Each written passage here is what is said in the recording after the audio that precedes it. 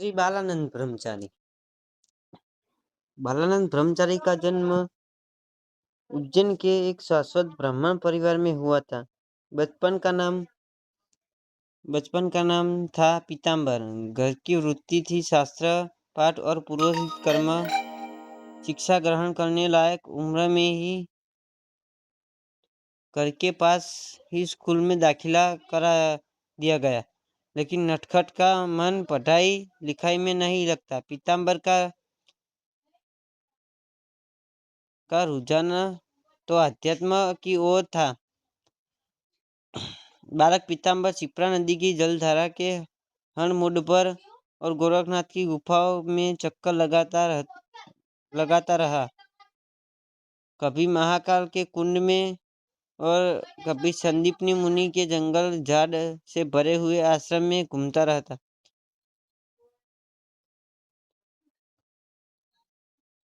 भग्न भूतहे मकानों में जहाँ कोई दिन में भी जाने का साहस नहीं करता था, वहाँ पीताम्बर कई रातों गुजार देता। इस दुस्साहसी और नटखट बालक के भविष्य को लेकर माँ नर्मदाबाई बहुत ही चिंतित रहा करती थी। पति की मृत्यु के उपरांत बालक पीताम्बर के लालन पालन की जिम्मेदारी उन्हीं के कंधों पर थी। पीताम्बर के पिता की मृत्यु बचपन में ही हो चुकी थी। घर की आर्थिक स्थिति भी कोई अच्छी नहीं थी। कुछ घरों की जजमानी थी और 1 बीघा जमीन। माँ की चिंता यह थी कि पीताम्बर को न तो खेती बाड़ी में सब कुछ लेना देना और न जजमानी से कोई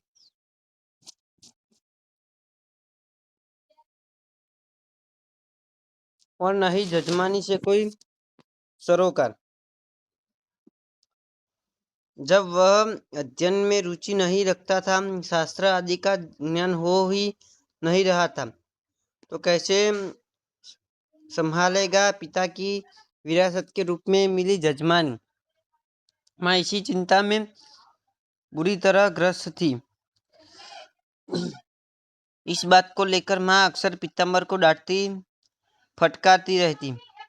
एक दिन माँ ने पीताम्बर को डांटते हुए कहा कि जब तुम कुछ नहीं करोगे तो क्या साधु बनोगे। माँ की डांट चुपचाप सुन रहे पीताम्बर के मन में एक बात कूद गई, क्या साधु बनोगे। इस वाक्य का पीताम्बर पर इस कदर जादुई असर पड़ा कि जैसे उसका अंतलोक प्रकाशित हो गया और उसे एक रास्ता मिल गया हो। पूर्वजन्म का सात्विक संस्कार मन में उदित हो उठा और पीताम्बर माता के सामने से ही अचानक गायब हो गया। पीताम्बर ने अपने सारे कपड़े जला दिए, देह में भस्मी पोतकर और एक कौपीन पहन कर माँ के सामने उपस्थित हुआ। पीताम्बर ने कहा, माँ देखो, मैं सचमुच साधु बन गया हूँ। पुत्र की यह करतूत देखकर माँ की हंसी छूट गई।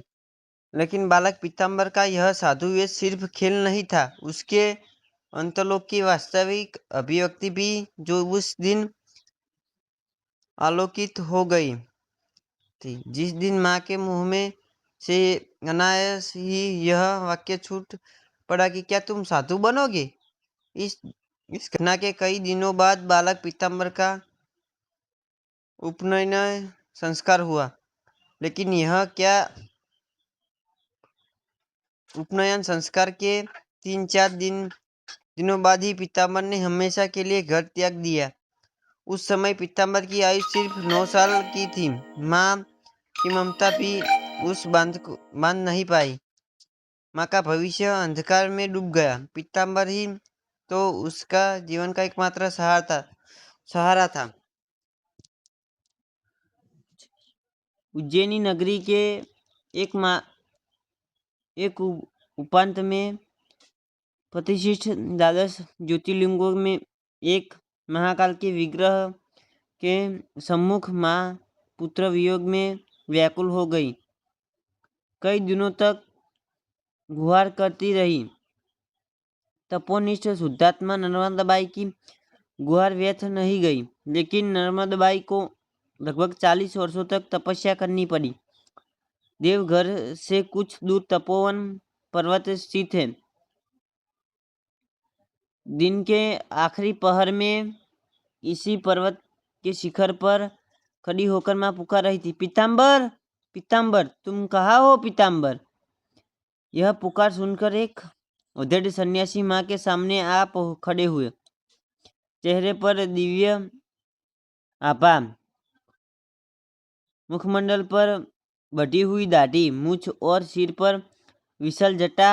जुट मां को देखते ही सन्यासी उनके चरणों पर नत हो गए और उस कंठ से फूट पड़ा, माँ, माँ। ने सन्यासी को गले लगाया और बोली, यह तो मेरा पीताम्बर है। विख्यात योगी बालानंद ब्रह्मचारी माँ के नेत्रों से खुशी के आंसू ढलक पड़े। माँ ने पीताम्बर के लापता होने और योगी बालानंद ब्रह्मचारी के रूप में मिलने के बीच एक अंतराल की कहानी जो सुनाई। ध्यान और शिव अर्चना में उनके दिन एक एक कर बीते जा रहे थे। एक दिन उन्हें अनुभव हुआ कि उनका अंतिम समय अब ज्यादा दूर नहीं है। मन में आकांक्षा हुई कि अंतिम सांस लेने पर पूर्व उनके पीताम्बर के दर्शन मिल जाते। एक दिन जब वह शिवजी के चरणों में माथा टेक कर रोती हुई अपनी यह मनोकामना पूर्ण होने की याचना कर रही थी, तो प्रभु ज्योतिर्मय रूप में प्रकट हुए और कहने लगे, बेटी, तुम्हारी प्रार्थना शीघ्र ही पूरी होगी। वैद्यनाथ धाम के समीप तपोवन पहाड़ पर बैठकर तुम्हारा पुत्र पीताम्बर इसी समय तपस्या रत है। इस समय उसका नाम बालानंद। तुम शीघ्र वह जाओ और खोए हुए पुत्र की प्राप्ति हो जाएगी। नर्मदाबाई ने अपनी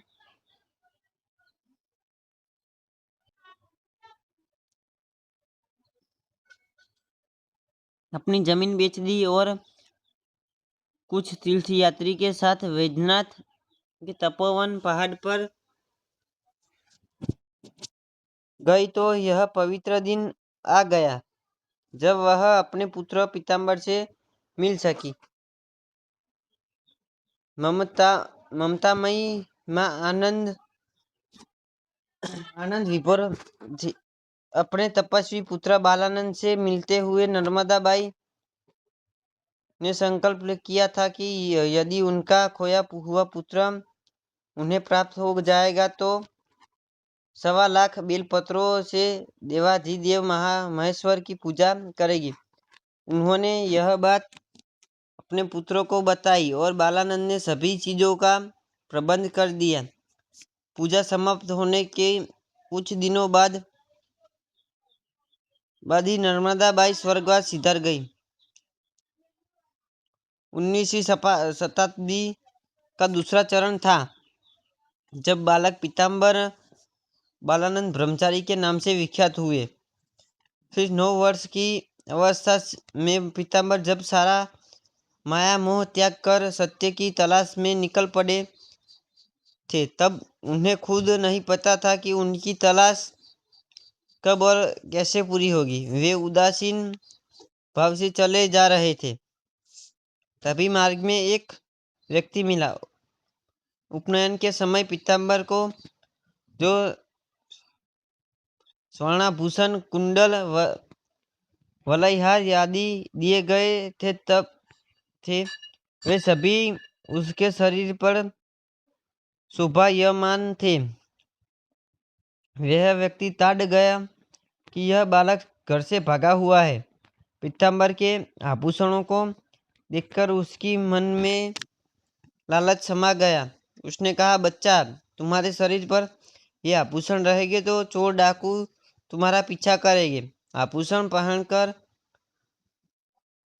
अकेले जाना ठीक नहीं है, इन्हें हमारे पास छोड़ दो, लौटते समय ले लेना। बालक पीताम्बर ने निधवाणी कर भाव से सारे स्वर्णाभूषण उस व्यक्ति को सौंप दिए। पीताम्बर आगे बढ़े, मार्ग में एक साधु से भेंट हुई और उसी के साथ लग गए। साधु नर्मदा परिक्रमा का यात्री था। नर्मदा नदी के किनारे किनारे भ्रमण करते हुए पीताम्बर साधु के साथ में गंगोनाथ में ब्रह्मानंद के आश्रम में गए। स्वभूमि श्री गंगोनाथ जी बड़ौदा से 40 मील दूर स्थित। इन्हीं के बगल में महायोगी बालानंद ब्रह्म महाराज ने अपनी कुटिया बना रखी थी। सामने अखंड दीप और अखंड धुनी प्रज्वलित हो रही थी। ब्रह्मानंद जी महाराज के पास बैठते ही बालक पीताम्बर की आत्मा जागृत हो गई उठी और उसने ब्रह्मानंद जी से निवेदन किया कि वे अपनी शरण में ले ले। योगेश्वर ब्रह्मानंद से पीताम्बर का भूत और भविष्य छिपा नहीं रहा। उन्होंने स्वर्णिम पूर्णिमा के दिन पीताम्बर को दीक्षा दे दी।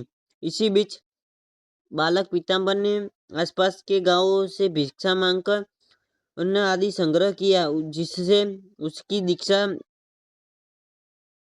के दिन ग्रामवासियों और नर्मदा परिक्रमा के तीर्थ यात्री को भोजन कराया गया।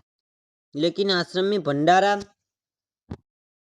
से पूर्व बालक पीताम्बर चिंतित थे कि उन्हें इतनी भिक्षा कहाँ मिलेगी जिससे ढेर सारे लोगों को भोजन कराया जा सके।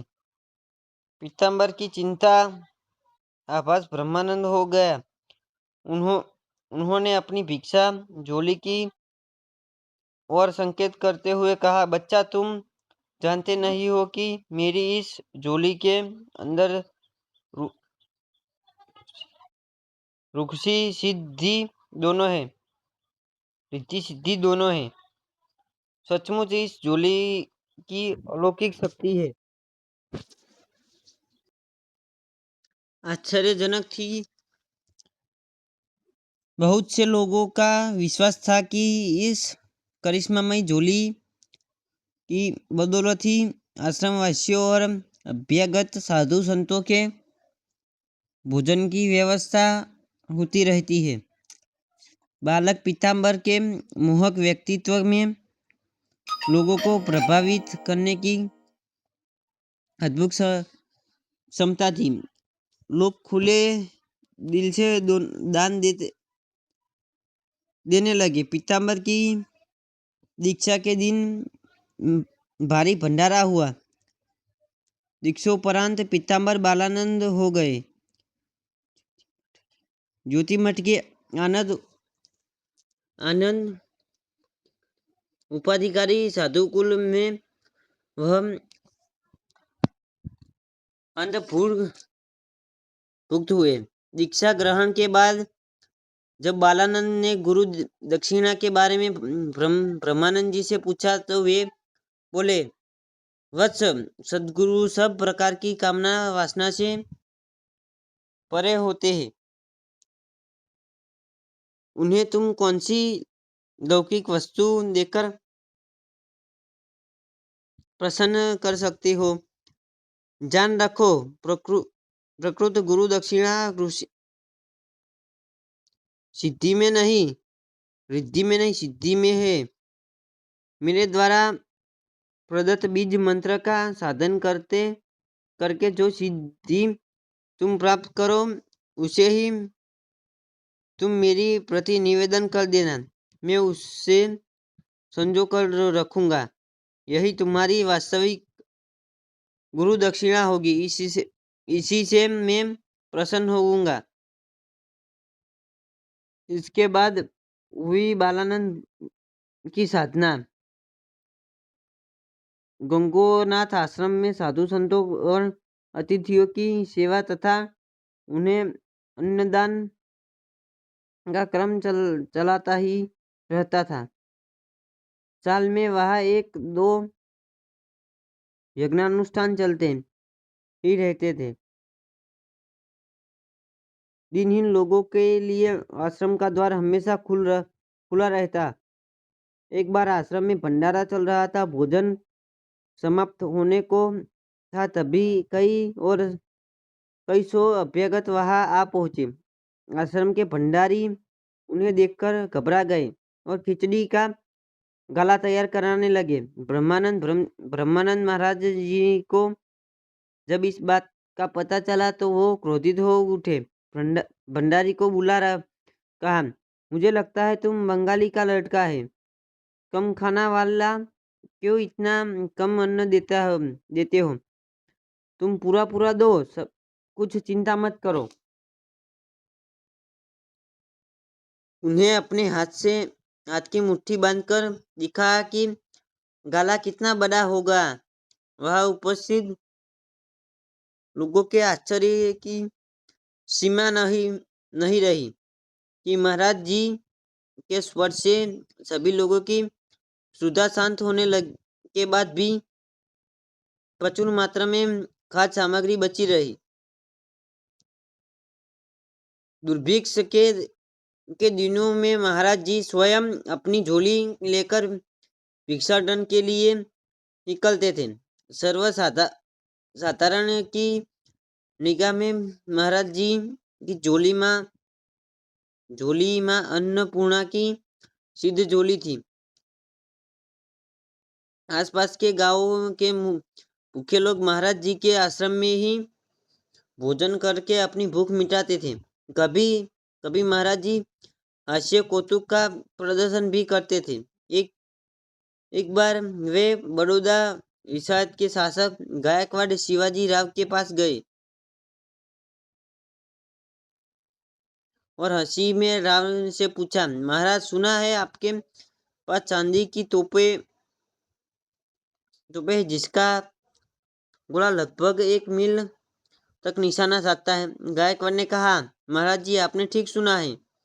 इस पर महाराज जी ने कहा, आपका गोला मात्र 1 मील तक जाता है और मेरा गोला 10-10 कोस तक जाता है, और आपका गोला चांदी की तोप का है, जबकि मेरा गोला खिचड़ी है। वहां उपस्थित लोगों ने जोरदार ठहाका लगाया। बड़ौदा की महारानी यमुनाबाई ने एक ब्रह्मानंद जी को आमंत्रित किया। संत बालानंद ब्रह्मचारी। जय बालानंद ब्रह्मचारी।